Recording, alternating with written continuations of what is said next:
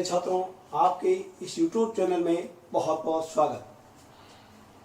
आज अपने इस वीडियो में प्रश्नावली 9 निर्देशांक ज्यामिति के बारे में अपन अध्ययन करेंगे। इस प्रश्नावली में आपके केवल एक ही क्वेश्चन जो कि 6 नंबर का आएगा, तो इसलिए इसमें मेजर क्वेश्चन ही आएगा।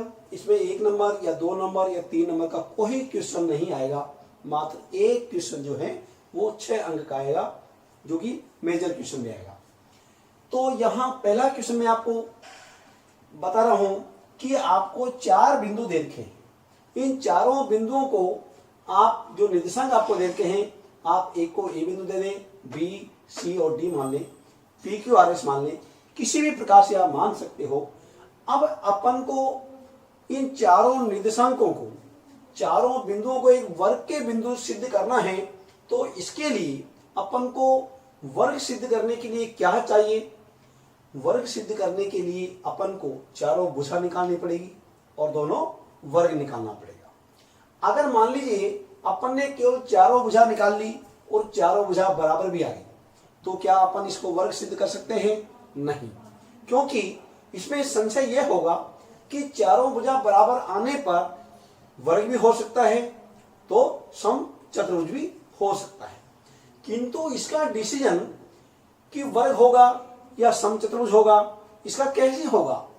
इसके बाद अपन उसके दोनों विकर्ण भी निकालेंगे और दोनों विकर्ण यदि बराबर आ जाते हैं तो क्या सिद्ध हो जाएगा? वर्ग सिद्ध हो जाएगा। और यदि चारों भुजा बराबर आने के साथ साथ दोनों विकर्ण बराबर नहीं आए तो समझ लीजिए वह वर्ग नहीं होकर के क्या होगा? एक सम चतुर्भुज होगा। तो देखते हैं अपन यहां एक डायग्राम बना लेते हैं अपन वर्ग का, और यहां अपन ए, बी, सी और डी बिंदु ले लेते हैं। इसे 1-2 को यहां 1-2 को ए बिंदु मान लेते हैं, 3 0 को यहां बी मान लेते हैं, 1-2 को यहां सी का मान लेते हैं और -1 और 0 इसको अपन डी बिंदु मान लेते हैं। चारों बिंदुओं को व्यवस्थित करने के बाद अब अपन को चारों भुजा निकालनी है और दोनों विकर्ण निकालने हैं। तो ध्यान से देखिए, अपन यहां दूरी सूत्र है बराबर x2 - x1 का whole square plus y2 - y1 का होल स्क्वायर का अंडर। यह दूरी सूत्र है। तो अपन यहां जैसे मान लीजिए AB का मान निकालते हैं।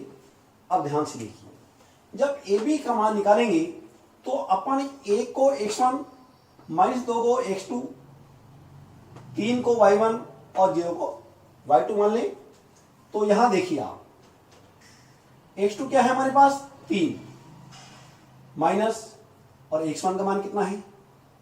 ये तो x2 और x1 का मान कितना है? 1 है, इसका वर्ग हो गया। y2 का मान कितना है? 0, फिर माइनस, किंतु y1 का मान कितना है? -2।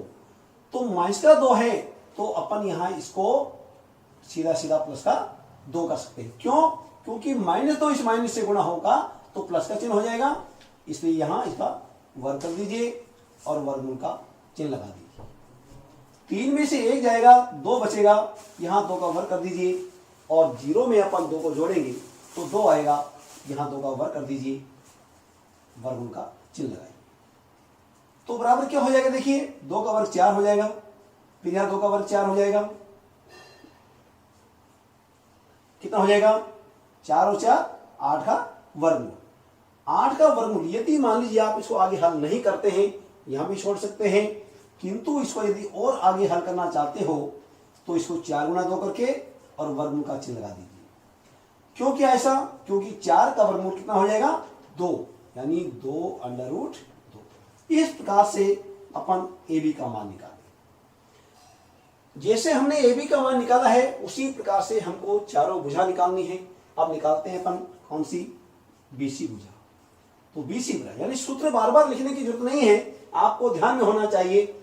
अब यहाँ x2 का मान क्या होगा, जब BC का मान ज्ञात करेंगे तो आप अपनी इच्छा के अनुसार जैसे x1 y1 इनको मानते हैं, x2 y2 तीन जीरो को मान सकते हो, x1 y1 इसको मानते हैं तो x2 y2 एक दो को मान सकते हैं।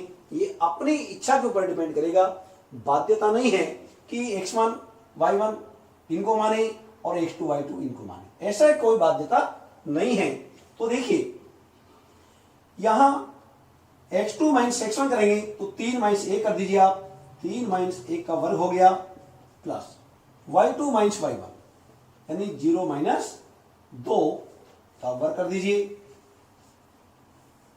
बराबर क्या होगा, 3 में से 1 जाएगा, क्या बचेगा 2, यहां वर्ग हो जाएगा,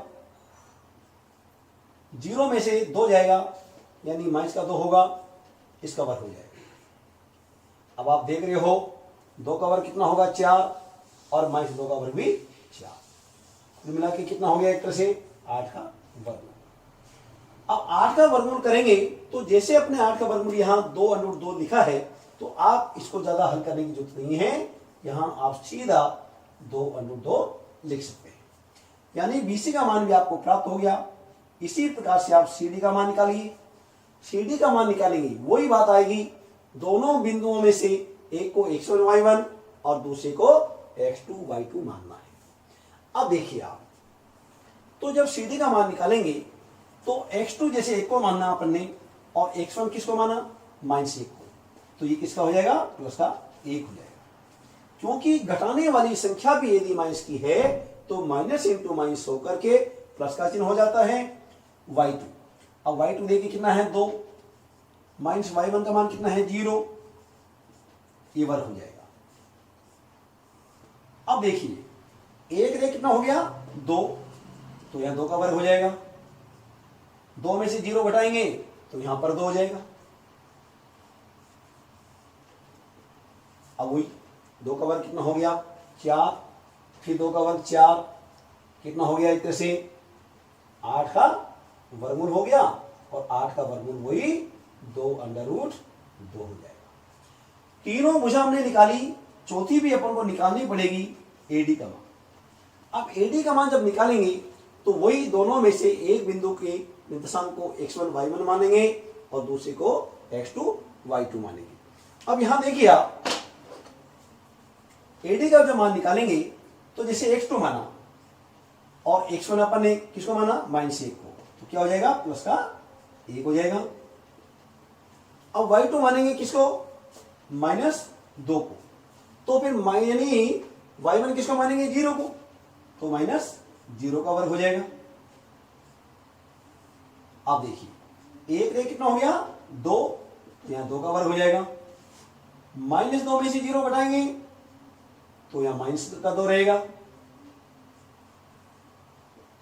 अब देखिए 2 का वर्ग कितना हुआ 4 और -2 का वर्ग भी 4, कितना हो गया पर मिला के 8 का वर्गमूल, और 8 का वर्गमूल अपन करेंगे तो क्या आएगा 2√2, यानी अपन ने एक तरह से AB निकाला, BC CD और A, चारों भुजा अपन ने निकाली, तो चारों भुजाओं का मान बराबर होना चाहिए। चारों का मान बराबर है तो पहले तो अपन यहां लिख देंगे यहां भुजाएं, क्योंकि पहली शर्त तो यही थी वर्ग में कि चारों भुजाएं क्या होनी चाहिए बराबर होनी चाहिए, तो चारों भुजा तो बराबर आ गई, किंतु चारों भुजाएं बराबर आने से डिसीजन नहीं हुआ कि ये वाकई में वर्ग हो सकता है। क्यों, चारों भुजाओं को यदि निकाल करके छोड़ दिया जाए तो स्थिति दोनों हो गई कि ये वर्ग भी हो सकता है तो सम चतुर्भुज भी हो सकता है। तो AB बराबर BC बराबर CD और बराबर AD, अर्थात कितनी होगी 2√2। अभी इसका सही डिसीजन किससे होगा, विकर्णों से होगा, तो इसलिए अपन को दोनों विकर्ण भी चाहिए। तो यहां विकर्ण AC बराबर निकालेंगे। अब देखिए विकर्ण जब AC निकाले तो वही दोनों में से एक बिंदु को x1 y1 और दूसरे को x2 y2 मानेंगे। तो अपन क्या करेंगे, एक यानी x2 - x1, ये वर्ग अपन ने कर दिया, y2 कितना है 2 और y1 कितना है -2। तो 2 में से जब -2 को घटाएंगे तो किसका हो जाएगा, प्लस का चिन्ह हो जाएगा, यानी प्लस का 2, ये वर्ग हो गया। अब आप देख रहे हैं 1 में से 1 गया, 0 हो गया, 0 का वर्ग कर दीजिए, तो में 2 को जोड़ेंगे तो 4 हो जाएगा, ये 4 का वर्ग हो गया। 0 का वर्ग तो 0 होगा। अब 4 का वर्ग कितना हो जाएगा, एक तरह से 16, और 16 का वर्गमूल निकालेंगे अपन तो कितना हो जाएगा, एक तरह से 4, यानी विकर्ण AC का मान निकल के आया 4। अब दूसरा विकर्ण निकालिए आप, विकर्ण BD बराबर, विकर्ण BD बराबर निकालेंगे तो ध्यान दीजिए आप, वही x1 y1 और x2 y2 मान लीजिए, तो हम क्या करेंगे, x2 माइनस x1, अब इसको -1 को घटाना है तो किसका चिन्ह हो जाएगा, ये प्लस का चिन्ह हो जाएगा, प्लस y2 का मान कितना है 0, y2 माइनस y1 यानी 0 माइनस 0 का वर्ग हो जाएगा, अंडर का चिन्ह लगा दीजिए, 3 में 1 जोड़ेंगे तो 4 हो गया, 0 में से 0 घटाएंगे तो 0 हो जाएगा, कितना हो जाएगा, एक तरह से 16। अब इसका वर्गमूल कर दीजिए, और 16 का वर्गमूल कितना होगा 4। यानी आप देख रहे हैं कि यहां दोनों विकर्ण भी बराबर आ चुके हैं। यहां विकर्ण AC बराबर विकर्ण BD, यहां इसको क्रमांक 1 डालिए और इसको क्रमांक 2 डाल दीजिए, दोनों कंडीशनों को मिलाते हुए चारों भुजा बराबर है, दोनों विकर्ण बराबर है, तो दोनों कंडीशन से अपन कह सकते हैं कि दिए गए जो बिंदु है एक वर्ग के शीर्ष है, 1 व 2 से, 1 व 2 से दिए गए बिंदु एक वर्ग के शीर्ष है, यही सिद्ध करना है। तो प्रिय छात्रों, आप इस वीडियो को पूरा देखें, अपने साथियों को दिखाएं और लाइक करें। इसी के साथ धन्यवाद।